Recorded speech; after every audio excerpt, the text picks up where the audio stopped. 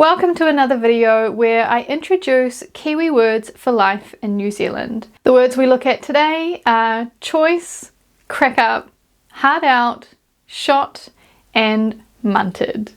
If you haven't heard these words before, stick around and learn what they mean. Hey, I'm Rose and this is Speak Kiwi, where I help you learn New Zealand English. I explore topics that are often not included in traditional classrooms or textbooks, but are important for everyday life in New Zealand. Okay, with that said, let's move on to our 5 words for today. The first word we're looking at today is choice. In New Zealand, choice can mean good, great, or fantastic. We can use it to describe the weather, for example. Man, choice day today, eh? Or all sorts of things. Your weekend, a party you went to, a holiday. How was the party?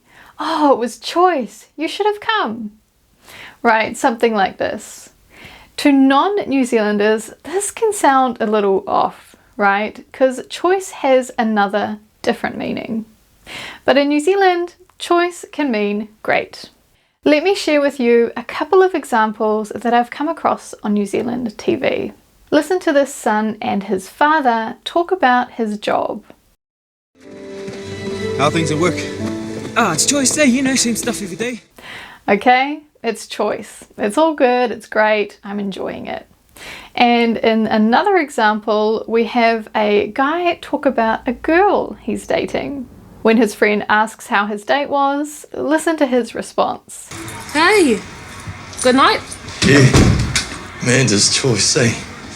Okay, Amanda's choice. Amanda's awesome. I really like her. Using choice in this unique way is pretty common in New Zealand, so make note of it. Once again, the word is choice.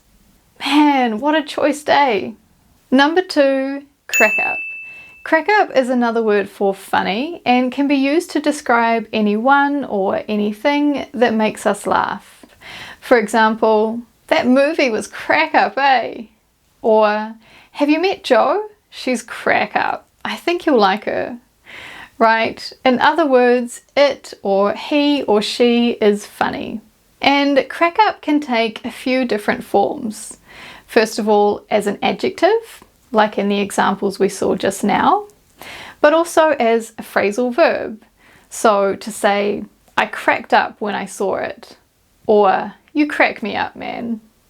I laughed, or you make me laugh. Crack up as a phrasal verb like this is common in standard English, and you'll hear it around the world, compared to using crack up as an adjective, which is quite uniquely Kiwi. To say he's crack up or it's crack up is very much a Kiwi thing. And another way that we use it is as an interjection. What I mean by that is a comment or word that's said on its own, not part of a sentence. An example might be, say someone's walking along and they slip and fall over. They're okay, they're not hurt, but it looked pretty funny and you couldn't help but laugh. In a situation like that, you might hear the comment, crack up. I have a great example of this in use from a TV show. So this is a scene from The Bachelorette, a reality TV show where she, the Bachelorette, meets several men to find a partner. We can see here they're all very well dressed and they want to impress each other. Some of the guys do some kind of special trick. Here we see one showing off his hockey skills, another reads a poem, one even brings his dog. In one way or another, they want to make an impression. One of the guys wants to make her laugh, and so he shows up with this huge beach toy and wears it. We can see her laughing as they talk, and when he walks away to enter the house, listen to what she says. Did you help me? Yeah. I think we should walk in like this to meet the guys. Okay. They're just in there. It was really nice to meet you. Nice to meet you too. See ya. Totally just stitched him up. You're actually doing it good on you. Thank you. all the way in. Crack up. Right, so notice how she comments, crack up. And just that one word alone tells us what she thinks. He made her laugh. She thinks it's funny. It was crack up. Okay, so that's our second word done. Let's hear it one more time. Crack up. That movie was crack up. Next, hard out. Hard out is a word we use when we want to express agreement with somebody. To connect with our example from earlier, if I say, the weather's choice today, eh? And my mate replies, hard out. What they mean is, yeah, totally, I agree. Hard out. Or instead, we could hear just hard, which would have the exact same meaning. The weather's choice today, eh? Hard, right? So again, hard or hard out to agree with someone. Totally. Another good example can be heard here. Check out these two, way up in the sky, parasailing. And as they're doing it, they're talking about their experience.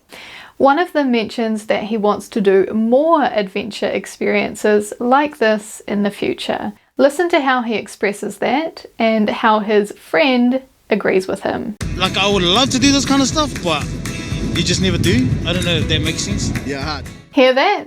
Yeah, hard. I completely agree.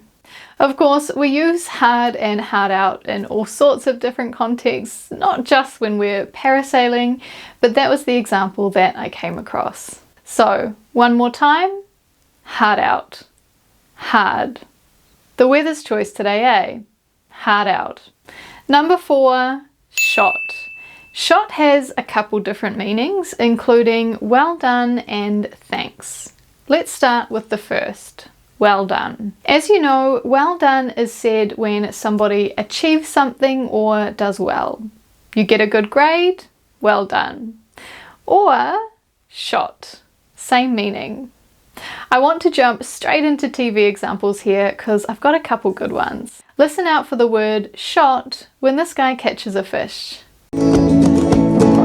Oh, Tarakihi! Got him. Shot, bro. Shot. Pull him in. Okay, and listen out for it again when this girl gets an answer correct in class. Has anybody been listening? Does anybody know what that is, the spillage form? FTW742. Shot, cuz. Shots. Somebody's listening. Right, so we're hearing shot come from friends or classmates to congratulate someone who's done well. Shot.